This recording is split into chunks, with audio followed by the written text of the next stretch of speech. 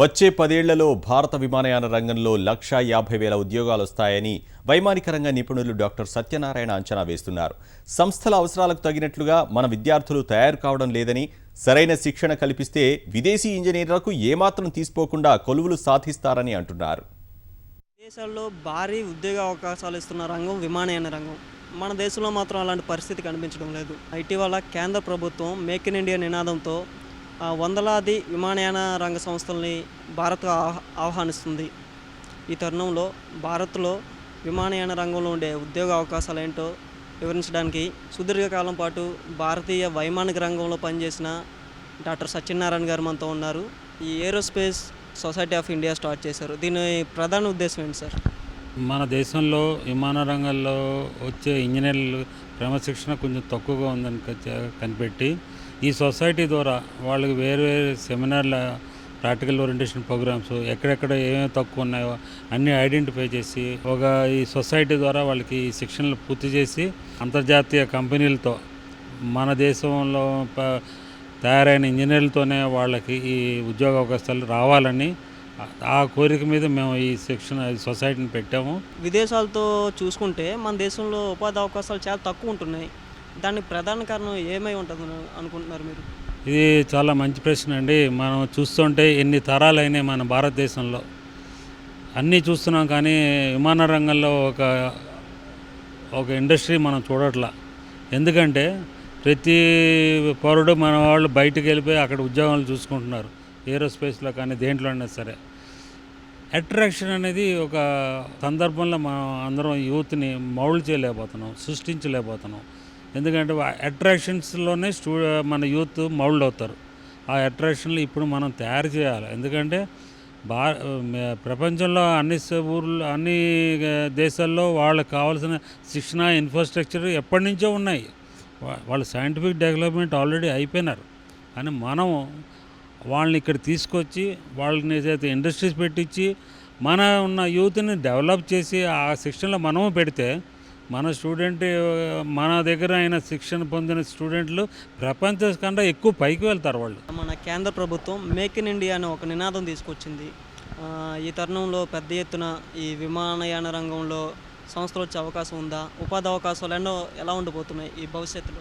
ఈ మధ్యన మన దేశ ప్రైమ్ మినిస్టర్ గారు చాలా ఎంఓయూలు సంతకాలు పెట్టుకున్నారు. మన దగ్గర ఉన్న ఇంజనీర్ స్కిల్స్ కానీ, మేధావులు కానీ, వాళ్ళు లేబర్ కానీ ప్రపంచంలో కన్నా మన చౌక. అందుకని మన వాళ్ళని ఉపయోగించుకుంటే, వాళ్ళకి కావాల్సినగా మనం చేసుకుంటే వాళ్ళకి అభివృద్ధి వస్తుంది, మన దేశానికి అభివృద్ధి వస్తుంది.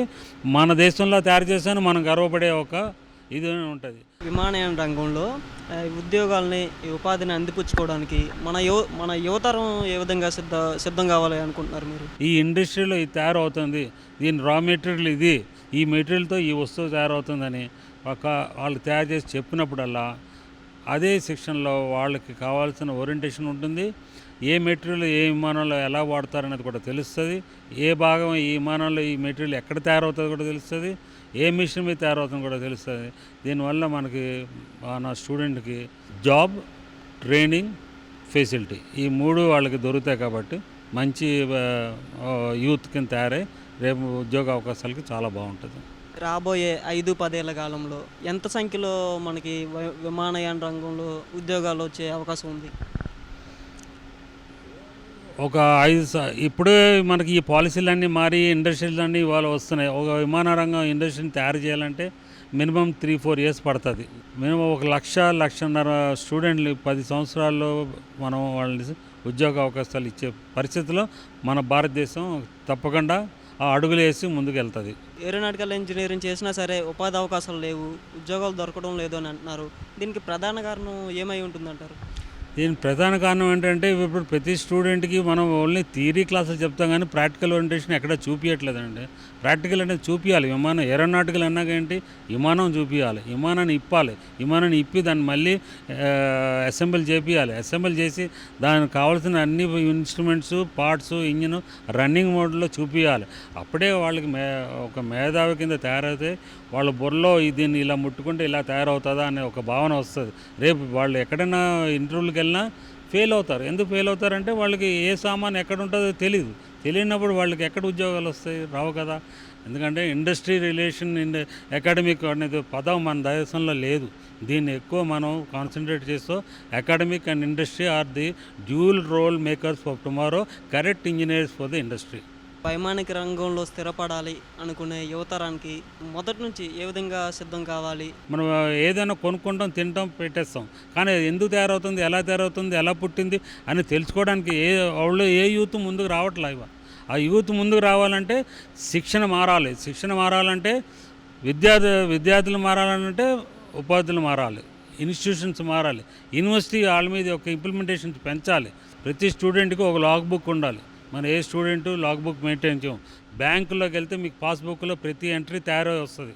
కానీ మనం చేసే ప్రతి పద్ధతి అయినా ఏ విమానంలో ఏ పార్టీ ఇప్పినా దాని లాగ్ బుక్లో ఎప్పుడైతే ఎంట్రీ అవుతో వాడికి ఈ శిక్షణ పూర్తయిందని రేపు వెళ్ళే ఇంటర్వ్యూకి వెళ్ళినా ఈ శిక్షణ చేశాను సార్ నేను చూపించుకోవడానికి అతనికి ఒక ఎవిడెన్స్ కింద ఉంటుంది. దీంతో వాళ్ళకి శిక్షణ కరెక్ట్గా ఉంటుంది.